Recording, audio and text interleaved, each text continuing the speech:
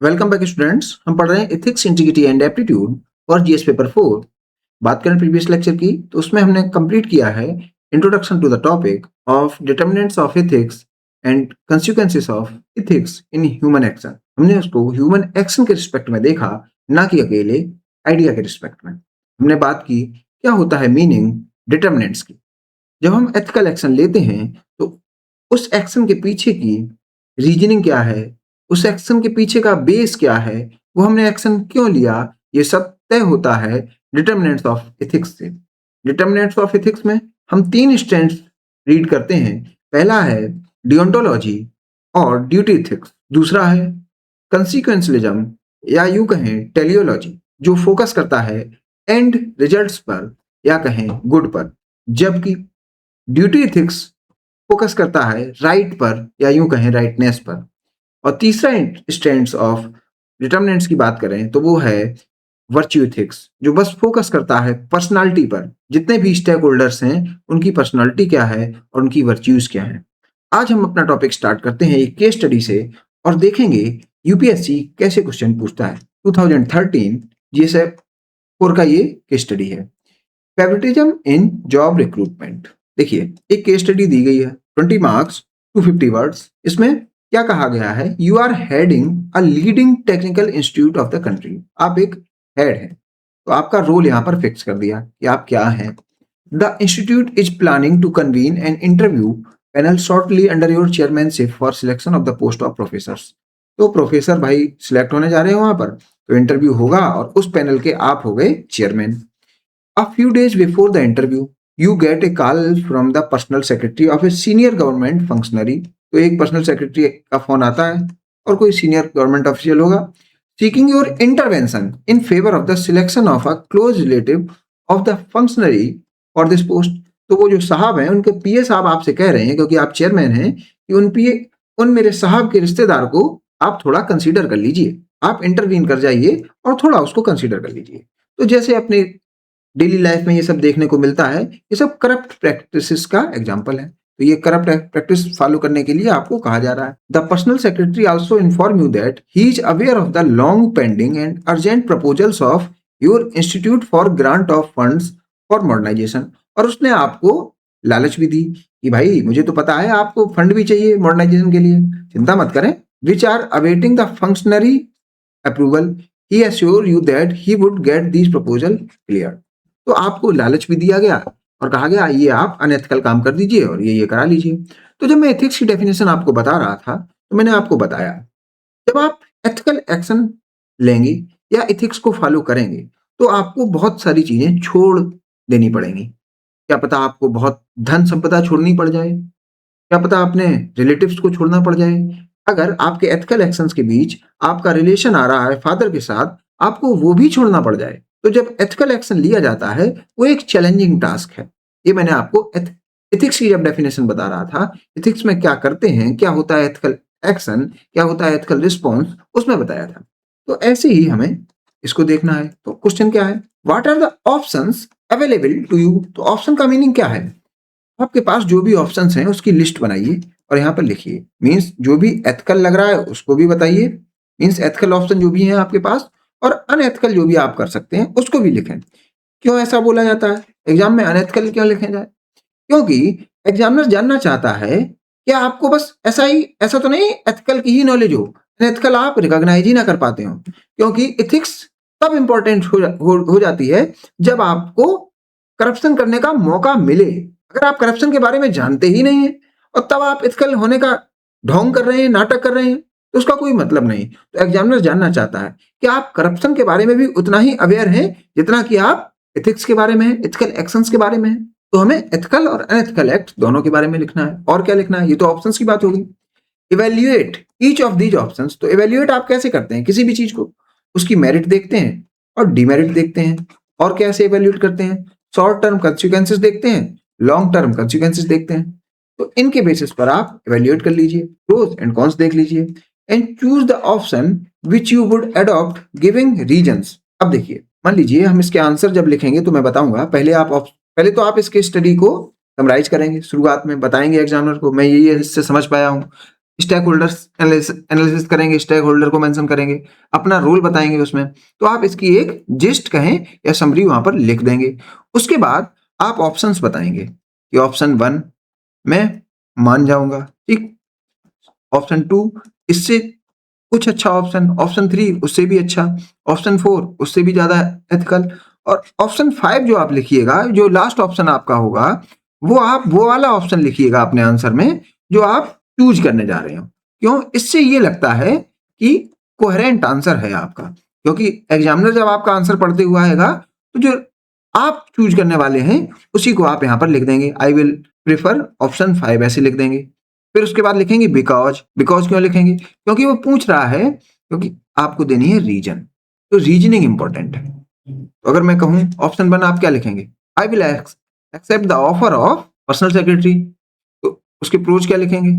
आपका स्कूल का मॉडर्नाइजेशन हो जाएगा, आप उस सीनियर फंक्शनरी की गुड बुक्स में शामिल हो जाएंगे, भविष्य के सभी काम बन जाएंगे। ये सब प्रोज में आप लिख देंगे। कॉन्स में क्या लिखेंगे? आप कुछ वर्च्यूज को मेंशन करेंगे जो स्टैक पर होंगी, जैसे इंटीग्रिटी। एजुकेशनल इंस्टीट्यूशन में ये सब करप्शन वाली बातें होनी ही नहीं चाहिए। Probity, trust on selection process, ये सब स्टैक पर होगा। तो ऐसे आप अपने ऑप्शंस देंगे, उनके प्रोज और कॉन्स लिखेंगे, और लास्ट में जो ऑप्शन लिखेंगे आप उसको ही चूज कर लीजिएगा और उसकी रीजनिंग दे दीजिएगा। ये आपको केस स्टडी सॉल्व करते वक्त लिखना होता है। तो सबसे पहले क्या लिखना है आपको? केस स्टडी को समराइज कर दीजिए 2-3 लाइन में, अपना रोल लिख दीजिए, इन्वॉल्व स्टेक होल्डर लिख दीजिए, जितने भी स्टेक होल्डर्स हैं। जैसे इसमें कौन कौन है? जो भी इंटरव्यू पैनल में है वो लोग हैं, जिनका इंटरव्यू हो रहा है वो लोग हैं, आप हैं, पब्लिक एट लार्ज है, PS and senior government officer है, ये सब स्टेक होल्डर्स हैं। तो हमें जब भी फाइनल डिसीजन पर पहुंचना होता है तो सभी स्टेक होल्डर्स को ध्यान में रख के ही कोई फाइनल डिसीजन पर पहुंचा जाता है। तो स्टेक होल्डर एनालिसिस इसी को कहा जाता है। और जब केस स्टडी सॉल्व करेंगे तब इसको देखा जाएगा। तो यहाँ पर जो रीजन की बात है वो हम कहाँ से सीखेंगे? Determinants of ethics. जो भी हम बेस्ट ऑप्शन हमें लगेगा उसका रीजन भी देना पड़ता है, इसलिए हम डिटर्मिनेंट्स ऑफ एथिक्स की तरफ चलेंगे। As the head of the institute your action will be determined by following factors. तो हम इसको कनेक्ट करेंगे रीजन और डिटर्मिनेंट्स ऑफ एथिक्स के साथ। तो डिटरमाइंड का मीनिंग क्या है? गाइडेड और इन्फ्लुएंस्ड। जैसे आप किससे इन्फ्लुएंस हो सकते हैं? Your duties as the head and chairman. तो आप अपनी ड्यूटीज देख सकते हैं कि यार मेरे कर्म में और धर्म में ये करप्शन करना सही बात नहीं है। What is my duty here? आप खुद से पूछेंगे। Should I select the right candidate और should I listen to the personal secretary? तो देखिए, जहां पर ड्यूटी की बात है वहां पर राइट की बात है, यहाँ पर किसकी बात नहीं है? Good candidate. तो गुड कैंडिडेट तो वो भी हो सकता है जो आपके मॉडर्नाइजेशन में आपको मदद कर दे, लेकिन यहाँ पर राइट कैंडिडेट चुनना है। या योर करेक्टर क्वालिटीज, आप अपनी करेक्टर क्वालिटीज पर ज्यादा फोकस करेंगे। If I will take up the personal secretary offer then how it will impact my character. तो मेरी करेक्टर में कौन कौन सी वर्च्यूज मिस हो जाएंगी? मान लिया मैं करप्शन कर जाऊंगा तो इंटीग्रिटी लॉस हो जाएगी, ट्रस्ट ब्रीच हो जाएगा, ट्रांसपेरेंसी में प्रॉब्लम है। तो ऐसी कुछ वर्च्यूज आप लिखेंगे। What is about my integrity? तो देखिए, आपने पूछा मेरा इंटीग्रिटी का क्या होगा, तो मैं आपसे क्वेश्चन करता हूँ, व्हाट इज इंटीग्रिटी? इसका मैं आंसर भी आपको दे रहा हूँ, इट इज अबाउट होलनेस। अब मैं फिर से आपसे क्वेश्चन कर रहा हूँ कि होलनेस का मतलब क्या? फिर कुछ टीचर आपसे कह देंगे ये अबाउट कंप्लीटनेस। तो फिर मैं आपसे क्वेश्चन करूंगा कि इस कंप्लीटनेस का मतलब क्या? तो अगर ये आपको आता है तो कमेंट सेक्शन में बताएं, नहीं तो मेरे साथ बने रहिए। Your best interest consequences of the institute, या फिर आप जो डिसीजन ले रहे हैं अपने बेस्ट इंटरेस्ट और कंसिक्वेंसेस देख कर ले रहे हैं, किसके? इंस्टीट्यूट के। तो ये 3 फैक्टर्स हो सकते हैं जिनके बेसिस पर आप अपने ऑप्शंस बनाएंगे, और जो मोस्ट सुटेबल आपको लगे वो लास्ट में लिखिएगा और उसको फिर जस्टिफाई कर दीजिएगा किन्हीं प्रिंसिपल के बेसिस पर, या कोई केस स्टडी, कुछ कुछ पुराना एग्जाम्पल लेके, किसी पब्लिक एडमिनिस्ट्रेशन की लाइफ से एसोसिएट करके। तो जस्टिफिकेशन थोड़ा आपका इन डिटेल होगा। तो चलते हैं डिटर्मिनेंट्स ऑफ एथिक्स पर। 3 types of determinants in case of deciding ethical path of action. तो हम क्या करेंगे, क्यों करेंगे, उसकी जानकारी करते हैं। तो पहला हो गया डियोंटोलॉजिकल, दूसरा हो गया वर्च्यू, तीसरा हो गया teleological. Deontological meaning duty, action, role based decision and actions. तो फोकस किस पर है? ड्यूटी पर, एक्शन पर, रोल बेस पर। इसको कांतियन अप्रोच भी कहा जाता है, क्योंकि इमैनुअल कांत ने ये अप्रोच दी थी। उनका कंसेप्ट है कैटेगोरिकल इंपेरेटिव। को हम समझेंगे क्या होता है कैटेगोरिकल, क्या होता है इंपेरेटिव, ये सब जानेंगे, क्यों इसको साथ में लिखा गया। दूसरा है वर्च्यू एथिक्स, ये करेक्टर की बात होती है। जैसे हमने यहाँ पर देखा था करेक्टर, तो करेक्टर में हमने क्या देखा था, इंटीग्रिटी। ऐसे बहुत सारी वर्च्यूज मेंशन कर दी जाती हैं, कौन सी वर्च्यूज प्रेजेंस है, कौन सी वर्च्यूज स्टैक पर है। इसको कौन बोल रहा है, सोक्रेटिस की बात है, प्लेटो की बात है, एरिस्टोटल की बात है। पर्टिकुलरली अरिस्टोटल ज्यादा इससे एसोसिएटेड है। हाल दो सोक्रेट्स और प्लेटो भी कुछ वर्च्यूज की बात कर रहे हैं, लेकिन वर्च्यू एथिक्स पर सबसे ज्यादा लिखने वाले या बोलने वाले अरिस्टोटल है। टेलियोलॉजिकल, ये कंसिक्वेंसेस पर फोकस करता है, मींस गुडनेस पर फोकस करता है। और ये तो ड्यूटी पर फोकस करता है, मींस राइटनेस पर फोकस करता है, मींस ये पाथ पर फोकस करता है, ये एंड पर फोकस करता है। इससे एसोसिएटेड जो स्कॉलर हैं उनका नाम क्या है, मैकियावेली, जेरेमी बेंथम, जेएस मिल। तो मैं ये नाम आपको क्यों बता रहा हूँ, क्योंकि यूपीएससी डायरेक्ट आपसे नाम लिख सकता है, उनकी थ्योरी पूछ सकता है, या फिर आप जब भी अपने एक्ट को जस्टिफाई करें तो कुछ फिलोसोफर और स्कॉलर का नाम लिखना पड़ता है, इनके नाम लिख सकते हैं। तो स्टार्ट करते हैं deontological ethics. Duty based approach to ethics, focus किस पर है, ड्यूटी पर। तो ये जो वर्ड है ड्यूटी, इसका मीनिंग क्या, मैं कहूं मैं ड्यूटी पर जा रहा हूं, इसका मीनिंग क्या। ड्यूटी में फोकस क्या आपका अपने पर रहता है, या आप जो काम करते हैं वो फॉर समवन एल्स, मींस आपका फोकस सामने वाले पर रहता है, आप अपने को किनारे कर देते हैं for the betterment of others. आप जब ऑफिस भी जा रहे हैं और अपने फैमिली से कहते हैं ड्यूटी जा रहा हूं, तो आप ड्यूटी क्यों जा रहे हैं, आप किसी दूसरे के लिए काम करने जा रहे हैं, अपने काम को इतना अच्छा करते हैं जिससे दूसरे को कुछ मिल जाए, बस रिवार्ड में आपको अपनी सैलरी मिल जाती है। तो ड्यूटी में आप नहीं होते, ड्यूटी में दूसरा होता है, कोई सामने वाला होता है। ये बात आपको समझ में आई। तो ये कर्तव्य है, और आपका कर्तव्य किसके लिए, सोसाइटी के लिए, इसमें आप खुद पर फोकस ना करें, सामने फोकस ज्यादा करें। तो डियोंटोलॉजी में जो भी बात होगी वो ड्यूटी की होगी, मींस प्रोसेस की होगी, मींस पाथ की होगी, किसकी नहीं होगी, कंसीक्वेंसेस की नहीं होगी, किसकी नहीं होगी, रिजल्ट की नहीं होगी, किसकी नहीं होगी, गुड की नहीं होगी, और होगी किसकी, राइटनेस की होगी। ये बात मैं पहले ही बता चुका हूं। Derived from the Greek word Dion, तो डियोन मीन्स ड्यूटी, तो डी से ड्यूटी याद कर लीजिए। This approach focus on obligations and doing what is right regardless of the result. तो मैंने जो बात बताई, मुझे राइट पर फोकस करना है, मुझे प्रोसेस पर फोकस करना है, रिजल्ट मुझे अच्छा मिले या ना मिले। आल्दो गांधी कहते हैं जब आप प्रोसेस बहुत अच्छे मन से करेंगे, प्रोसेस बहुत अच्छे तरीके से करेंगे, अपने काम को बहुत अच्छे तरीके से करेंगे, तो रिजल्ट तो अच्छा मिलेगा ही। तो गांधी क्या कहते हैं, आप ड्यूटी अपनी बढ़िया करिए तो आपको कंसिक्वेंसेस भी बढ़िया मिलेंगे, ये मान के चलते हैं। लेकिन फिर भी गांधी किस पर फोकस करते हैं, ड्यूटी पर। This approach is focus on responsibilities, duties, obligations. तो आप क्या करेंगे दूसरे के लिए, इस पर फोकस है। और पब्लिक सर्विस की बात करें तो ये पब्लिक सर्वेंट्स में देखा ही जाता है कि वो क्या कर रहे हैं, गरीब जनता के लिए, आम जनता के लिए, वो सोशल जस्टिस के लिए क्या कर रहे हैं, इक्वलिटी के लिए क्या कर रहे हैं, तो उनकी ड्यूटी में आता है वो, from the nature of the position they occupy. तो आप देख रहे हैं ये ड्यूटी बेस्ड एथिक्स है, ये इंपॉर्टेंट है पब्लिक एडमिनिस्ट्रेशन के लिए। अब ये तो बात हुई कि क्या करना है, क्या देखना है, प्रोसेस को देखना है, और क्या नहीं देखना, कंसिक्वेंसेस या रिजल्ट को नहीं देखना है। इन ए डायलेमा, तो अब बात आती है मोरल डायलेमा की, जिसमें हम एक राइट और दूसरे राइट में चुनने की बात हो। One must ask what is my duty in this given situation. तो अगर ऐसा कुछ मोरल डायलेमा आए, आपकी ड्यूटी में जो लिखा है वो ही करें। अब आपका एक डाउट आएगा कि सर अगर ड्यूटी में दोनों चीजें लिखी हों, दोनों एथिकल बातें लिखी हों, और किसी एक बात को अब छोड़ना ही है, तो अब किसको छोड़ा जाएगा। तो यही सब इसकी लिमिटेशंस। डियोंटोलॉजी में कभी नहीं बताया जाता कि आपको हायरार्की कैसे सेट करनी है अपनी ड्यूटीज की। जैसे मान लीजिए आपका काम ऐसा है, आप ऐसे प्रोफेशन में हैं जहां आपको सच ही बोलना है, झूठ बोलना ही नहीं। चलिए ड्यूटी 1 हो गया, स्पीक ट्रुथ। और दूसरी ड्यूटी है सामने वाले की जान बचानी है। चलिए एक कोई सर्कमस्टांस ऐसा है जहां पर आप या तो झूठ बोले तो जान बचेगी, अगर सही बोलेंगे तो जान चली जाएगी। तो अब आप कौन सी ड्यूटी को प्रायोरिटी देंगे। तो ड्यूटी की कोई हायरार्की ऐसी नहीं बनाई जो आपको एकदम बता दिया है पहले नंबर की ड्यूटी ये, तो आप बस जाने दीजिए लेकिन सत्य बोलिए, या कह दिया जाए कि जान बचाना पहले नंबर पे और झूठ बोलना बाद में है, तो फिर आप जान बचा लीजिए। ऐसी कोई हायरार्की नहीं बनाई, तो स्केलिंग नहीं है, ये एक लिमिटेशन है। तो कौन सी ड्यूटीज की बात है? Human beings are bound by various duties like personal duties to each other, civic duties to the country and even planetary duties as humans. तो हम बहुत सारे काम कर्म करते हैं, जैसे हम कुछ पर्सनल काम करते हैं। सिविक काम मीन्स जब हम सोसाइटी में जाते हैं तब कुछ सोसाइटी की वजह से काम करते हैं, कुछ ड्यूटीज हैं, कर्म है। और कुछ ह्यूमन की तरीके से काम करते हैं, जैसे आप इंडिया में रहते हैं, नेपाल में अगर कुछ हुआ तो आपने डोनेशन कर दिया, तो ये आपकी जो ड्यूटी है वो ह्यूमन की तरीके से है। कुछ पर्सनल ड्यूटीज हैं जो फैमिलियल ऑब्लिगेशन है, वो आप यहाँ पर पूरे करते हैं। और समाज में जागरण हो रहा है, चंदा दे दिए, तो ये सिविक ड्यूटीज हो गई। तो इसमें जो भी ड्यूटीज हैं उसमें कौन नहीं है फोकस में?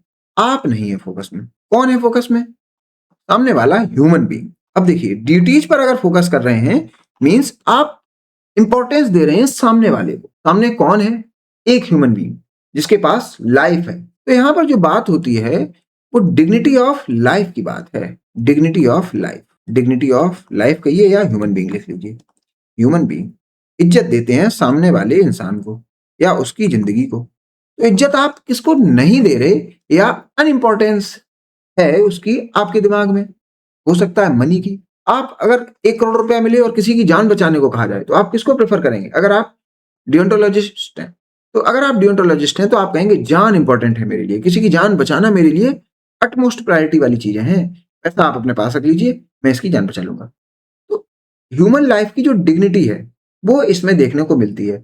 उसको आप रिप्लेस नहीं कर सकते किसी भी टेक्नोलॉजी से, किसी भी अमाउंट ऑफ मनी से। मीन्स प्राइसलेस है human life for this approach. ये सब बातें मैंने लिख रखी हैं आगे, मैं यहाँ पर कनेक्ट करके आपको बता रहा हूँ। Every individual has a duty to follow societal rules, legal system and universal moral laws. तो ये सब ड्यूटीज हैं। तो अब आप कहेंगे सर डायलेमा में क्या करना है? तो जिस कंटेक्स्ट में डायलेमा है, जैसे सोसाइटल रूल का डायलेमा है तो वहां की ड्यूटी देखेंगे। लीगल सिस्टम में कुछ डायलेमा है तो जो भी कंफ्लिक्टिंग ड्यूटीज हैं उनमें कुछ एडजस्टमेंट करेंगे। देखिए, ये पॉइंट बहुत इंपॉर्टेंट है। Intentions matter significantly. The agent's intent is prioritized over the final outcome. देखिए, डियोंटोलॉजिस्ट आउटकम पर तो फोकस करेगा नहीं। डियोंटोलॉजिस्ट किस पर फोकस करता है? मैंने आपको बताया प्रोसेस। तो यहां पर जो इंटेंशन का मीनिंग है, इंटेंशन को आप समझिएगा नहीं फाइनल आउटकम के रिस्पेक्ट में। इसका मीनिंग क्या है? एक प्रोसेस है या ड्यूटी है और लास्ट में क्या है? आउटकम है या कहिए रिजल्ट है, और इसको मिला के होता है एक एक्शन। चलिए, ये हो गया एक्शन। क्या रहा है? अगर कोई मोरल डायलेमा है डियोंटोलॉजी में तो आपको क्या देखना है? इंटेंशन देखनी है। और इंटेंशन में क्या? उसका इंटेंशन क्या है प्रोसेस और ड्यूटी के रिस्पेक्ट में, ना कि आउटकम और रिजल्ट के रिस्पेक्ट में। इसका क्या मीनिंग है? जैसे कि एक कैपिटलिस्ट के लिए मोस्ट इंपॉर्टेंट क्या होता है? प्रॉफिट। तो अगर प्रॉफिट स्लेव ट्रेड से आए, नार्कोटिक एक्टिविटी से आए या इलीगल ऑर्गन ट्रैफिकिंग से आए, क्या ये चलेगा? तो क्या इंटेंशन नहीं देखा जाएगा विद इन प्रोसेस, या फिर अकेला प्रॉफिट ही देखा जाएगा? प्रॉफिट कैसे लिया गया, हमें प्रॉफिट पर फोकस नहीं करना है। ये 1 करोड़ हो सकता है, 1000 करोड़ हो सकता है, लेकिन अगर इंटेंशन गलत है तो डियोंटोलॉजिस्ट के लिए पूरा एक्शन अनएथिकल हो जाता है। ये बात यहां पर बताई गई। तो इंटेंशन किसका देखना है? प्रोसेस में क्या इंटेंशन। अब human should never be used as a means to an end. तो अब क्योंकि बात होती है प्रोसेस की और रिजल्ट पर तो फोकस होता नहीं है, तो जब आप रिजल्ट पर फोकस नहीं कर रहे, अकेला प्रोसेस पर फोकस कर रहे हैं, तो उस प्रोसेस में जो भी ह्यूमन आए वो मींस ना समझा जाए। मींस इसका क्या है? वो खुद में एक एंड है। मतलब ह्यूमन लाइफ से ऊपर कुछ भी नहीं है जिसको अचीव किया जाए। एक कैपिटलिस्ट कह जरूर रहा है कि profit is most important thing, लेकिन एक डियोंटोलॉजिस्ट के लिए प्रॉफिट भी किनारे कर दिया जाएगा अगर ह्यूमन लाइफ स्टेक पर है। तो मीनिंग क्या है? ह्यूमन लाइफ खुद में ही एक एंड है, इससे ऊपर कोई एंड हो ही नहीं सकता। इसका मीनिंग क्या है? फिर से देखते हैं। एक प्रोसेस है और एक यहाँ पर रिजल्ट है। तो रिजल्ट में जो आप समझ रहे हैं यहाँ पर प्रॉफिट है, ये वास्तव में एंड नहीं है। प्रॉफिट का भी एंड नहीं हो सकता है। एंड तो ह्यूमन लाइफ ही है, यही एक सबसे बड़ा अचीवमेंट है। इससे बड़ा ये प्रॉफिट, टेक्नोलॉजी, इवोल्यूशन, ये कुछ भी एंड वेंड नहीं है। रियल एंड तो ह्यूमन लाइफ है। इसलिए प्रोसेस करते वक्त ध्यान में रखो कि ह्यूमन लाइफ बिगड़ ना जाए। तो डियोंटोलॉजिस्ट अगर एंड पर फोकस करते भी हैं तो बस तभी करते हैं और कहते हैं कि एंड तो ह्यूमन लाइफ है। तो ह्यूमन लाइफ की बातें बहुत हैं। तो मैंने आपको जब ये स्टार्ट किया था डिस्कशन, तो मैंने कहा था ड्यूटी में फोकस किस पर है? सामने वाले पर। और सामने वाला कौन है? ह्यूमन। तो ह्यूमन को ना समझा जाए स्लेव, उसकी लाइफ की डिग्निटी बनी रहे, ये फोकस होता है किसका? एक डियोंटोलॉजिस्ट का। तो अब समझते हैं basic duty from ethical perspective. तो क्या हो सकती हैं वो ड्यूटीज? किस पर फोकस करेगा एक डियोंटोलॉजिस्ट? फोकस करेगा पब्लिक इंटरेस्ट पर, that is care of public service and putting public interest over private और पर्सनल इंटरेस्ट। जैसे कि मैंने आपको बताया, जब आप ड्यूटी पर गए तो फिर प्राइवेट इंटरेस्ट और पर्सनल इंटरेस्ट तो आप किनारे कर दीजिए और किस पर फोकस करिए? अकेला पब्लिक इंटरेस्ट पर। तो जब आप पब्लिक इंटरेस्ट पर फोकस करेंगे तो किस पर ज्यादा फोकस करेंगे? ह्यूमन डिग्निटी पर या ह्यूमन लाइफ की डिग्निटी पर। मींस आप क्या नहीं होने देंगे? ह्यूमन लाइफ से बड़ा कुछ भी नहीं है, ये आप प्रूव नहीं होने देंगे। अब मान लीजिए वॉर हो रहा है, वॉर में एक बॉम्ब से क्या जा रही है? Human life. तो डियोंटोलॉजिस्ट तो कहेगा ये एंड नहीं है, एंड तो ये था, लेकिन हम इसका लोड लेने लगे कि ये ही हमारी गुडनेस है, जबकि ह्यूमन लाइफ में गुडनेस हो सकती है, ये बॉम्ब में क्या ही गुडनेस? ये कहना चाहते हैं deontologist. Public servants are not suppose to use the public office for personal gains. तो जो हम लोगों ने पब्लिक एडमिनिस्ट्रेशन में जो पढ़ा था या एडमिनिस्ट्रेटिव एथिक्स में जो पढ़ा था, वो यहाँ पर रिपीट किया गया। तो डियोंटोलॉजी और एडमिनिस्ट्रेटिव एथिक्स बहुत ज्यादा कन्वर्ज करती हैं। It is about dedication to service. तो डेडिकेशन किसका नहीं है? पर्सनल इंटरेस्ट पर बहुत ज्यादा डेडिकेशन नहीं है। खुद पर ज्यादा फोकस ना करो, फोकस करो सिटीजन्स पर और उनकी कन्वीनियंस पर। तो ऐसा ही फोकस क्या आपने पब्लिक सर्वेंट करते हैं?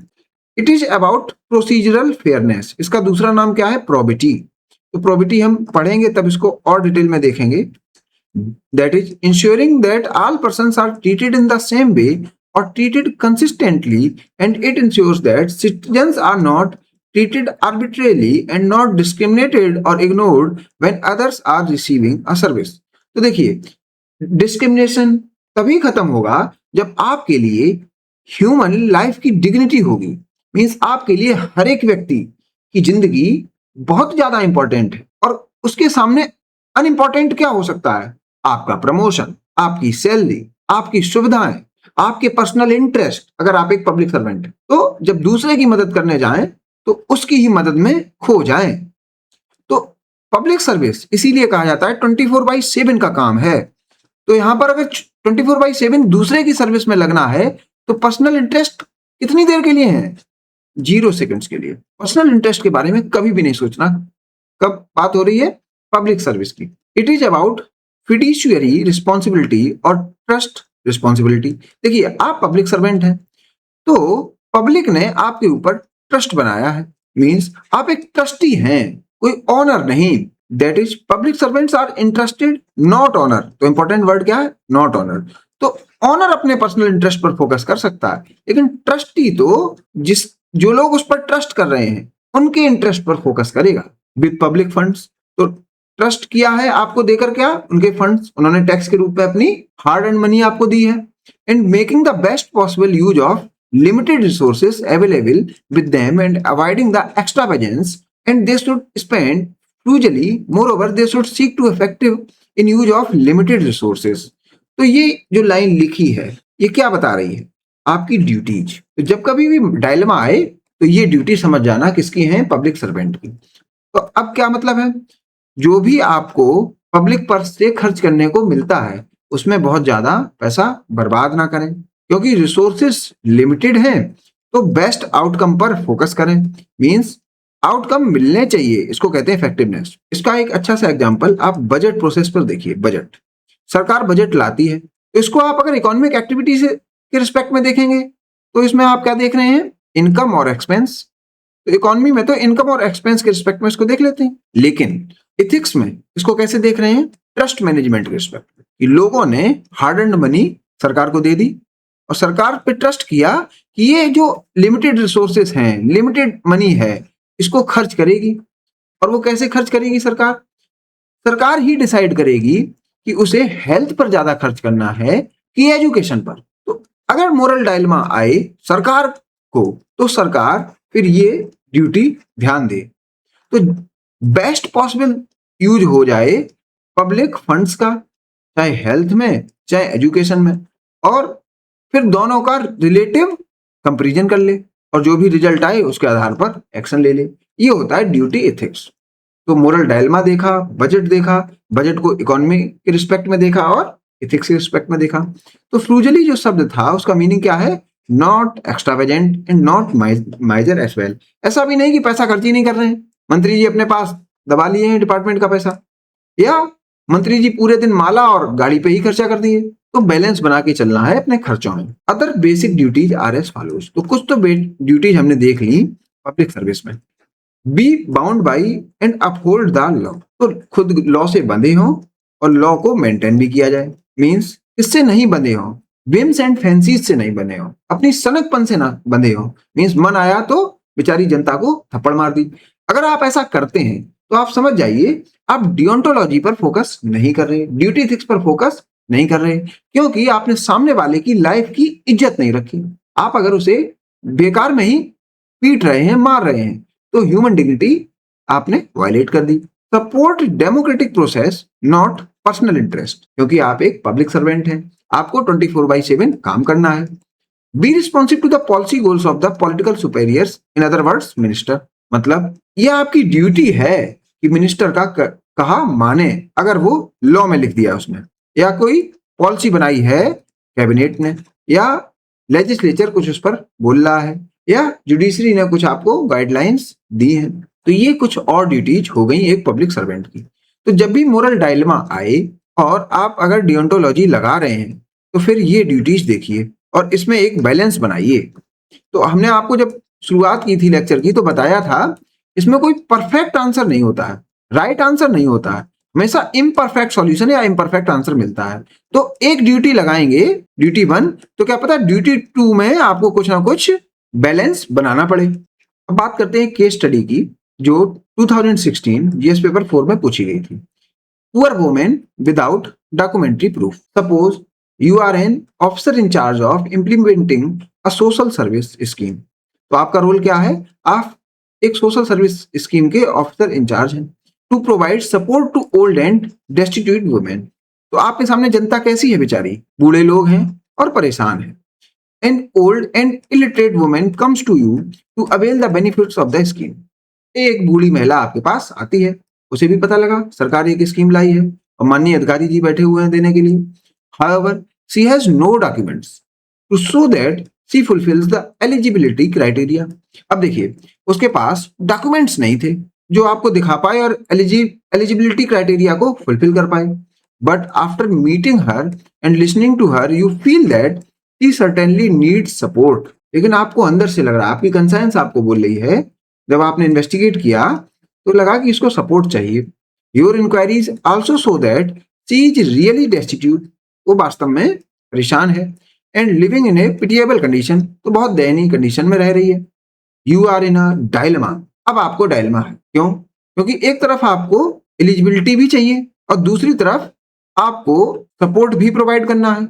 अब जिनके पास रिक्विसाइड डॉक्यूमेंट नहीं है तो वो क्या करेंगे? उनके लिए आप क्या कुछ कर पाएंगे कि नहीं? हमेशा प्रोसीजर करते रहेंगे या कागज दिखाओ करते रहेंगे तो क्या सपोर्ट मिल पाएगा? Putting her under the scheme without are documents would clearly be violation of rules. तो विदाउट डॉक्यूमेंट्स अगर उसको देखेंगे तो वो तो वायलेशन ऑफ रूल होगा। But denying her the support would be cruel and inhuman. तो उसने केस स्टडी बताई और दोनों डायलेमा के बारे में आपको बता दिया कि ये हो सकता है। Can you think of a rational way to resolve this dilemma? तो क्या आप कुछ उचित ढंग से सोच सकते हैं इसको रिजॉल्व करने के लिए? Give your reasons for it. अब देखिए इथिक्स कहाँ काम आई? इथिक्स काम आई आपको इस डायलेमा से निकालने के लिए। इथिक्स काम आई आपने जो एक्शन लिया उसकी रीजन देने के लिए। तो रीजन आप तभी दे सकते हैं जब एक्शन लेने से पहले आपको कुछ डिटर्मिनेंट्स पता हो कि मैं एक्शन क्यों ले रहा हूं, तभी आप इसको जस्टिफाई कर पाएंगे। तो यहां पर एथिक्स काम आई एक पब्लिक सर्वेंट को। तो this case study about compassion and procedural fairness. तो ये कंपैशन की बात है, मींस ये हम पढ़ते हैं वर्च्यू एथिक्स में, दया भावना। और यहां पर प्रोसीजरल फेयरनेस का मीनिंग क्या है? प्रोबिटी। ये ड्यूटी एथिक्स की बात है। तो वर्च्यू एथिक्स और ड्यूटी एथिक्स में एक डायलेमा है। And in this case both values can not be followed. या तो ड्यूटी फॉलो करेंगे तो वर्च्यू छूट जाएगी, और अगर वर्च्यू फॉलो करेंगे तो ड्यूटी छूट जाएगी simultaneously. And as an administrative officer we must know when to break the rules. तो अगर आप एक ऑफिसर हैं, आपको पहले तो पता होना चाहिए रूल कब फॉलो करने हैं, रूल को फॉलो कब करना है इसके बारे में पता हो, और रूल को ब्रेक कब करना है इसके बारे में पता हो। मान लीजिए, सॉरी इसको करेंगे, रूल को ब्रेक कब करना है, यहाँ पर इसको क्रॉस ना लिखिएगा, इसको टिक लगाइएगा, तो हमें पता हो कि रूल को ब्रेक कब करना है। और रूल जब ब्रेक कर दिया उसके बाद हमें रीजनिंग देना भी आता हो। ये बात सब आप इथिकल नॉलेज से ही सीखेंगे। तो जब कंपैशन और प्रोसीजरल फेयरनेस एक दूसरे के खिलाफ खड़े हों और आपने भी यहाँ पर सब पता कर लिया हो, उससे मिल लिया हो, उससे बात कर लिया हो, रियली डेस्टिट्यूट बोला है, तो फिर इस केस में आप कंपैशन के साथ जा सकते हैं, क्योंकि एक पब्लिक सर्वेंट को ये पता है कि कैसे रूल वायलेट भी कर सकता है। तो कंपैशन का जब ग्राउंड है और साथ में उसने पता भी कर लिया है, तो वे फिर ड्यूटी एथिक्स को किनारे कर सकता है और वर्च्यू एथिक्स पर फोकस कर सकता है। वर्च्यू एथिक्स तो आप रिजॉल्व कैसे करेंगे डायलेमा, क्योंकि वो डेस्टिट्यूट है, उसे तुरंत नीड चाहिए, तो सोशल सर्विस स्कीम में उसका नाम तो इनरोल कराने की कोशिश करेंगे, लेकिन साथ ही साथ आप ट्राई करेंगे जो भी कंसर्न ऑफिशियल है, जो इसकी एलिजिबिलिटी क्राइटेरिया के डॉक्यूमेंट्स को तुरंत बना सकते हैं, या जो भी वहां पर प्रॉब्लम्स आ रही होंगी उसकी डॉक्यूमेंट्स बनने में, उसको भी साथ में स्टार्ट करा देंगे कि इनके आप डॉक्यूमेंट भी बनाइए और इधर हम इनको टेम्पररी रूप से सोशल सर्विस स्कीम में इनरोल कर ले रहे हैं। तो आप टेम्पररी रूप से अभी इनरोल कर लीजिए और उधर आप थोड़ा टाइम ले लीजिए, जो भी कंसर्न ऑफिशियल्स हैं उनको बोल दीजिए, और फिर जब ऑफिशियल की रिपोर्ट आ जाए तो इनको परमानेंट कर दीजिए। ठीक है, तो इससे होगा क्या, आपने थोड़ा टाइम बाई कर लिया, जो भी डेस्टिट्यूट विमेन आई उसको आपने कंपेशन शो किया और प्रोसीजरल फेयरनेस भी दिखाई, क्योंकि आपने उसको कैसे किया है, टेम्पररी रूप से एनरोल किया। कुछ प्रॉब्लम होगी तो हम इस स्टांस से चेंज भी हो सकते हैं। तो ये तो हो गया रिजॉल्व दिस डायलेमा। और रीजन क्या दिया, हमने रीजन दिया क्योंकि हमने दोनों को मेंटेन करना है, कंपैशन और प्रोसीजरल फेयरनेस, तो ये आप रीजन दे सकते हैं। या हम ये भी लिख सकते हैं हमें रूल कब ब्रेक करना है ये पता होना चाहिए। तो ये बात रही अपनी केस स्टडी की। नेक्स्ट लेक्चर में स्टडी करेंगे की फीचर्स ऑफ डियोंटोलॉजिकल एथिक्स। डियोंटोलॉजी में 2 to 3 लेक्चर्स लगेंगे और उसके बाद हम स्टार्ट करेंगे वर्च्यू एथिक्स। तो डियोंटोलॉजी के बारे में पहले पढ़ लें और फिर वर्च्यू एथिक्स को स्टार्ट करेंगे। तो मैं कुछ डाउट्स आपके माइंड में बनाऊंगा, वो आप मुझे बताइएगा कमेंट सेक्शन में। नेक्स्ट लेक्चर में उसको कंप्लीट करूंगा। डियोंटोलॉजिकल एथिक्स या ड्यूटी एथिक्स और वर्क एथिक्स में क्या डिफरेंस है और क्या सिमिलरिटी है, तो इसको आप मुझे आंसर करिए। मिलते हैं नेक्स्ट लेक्चर में। Thank you.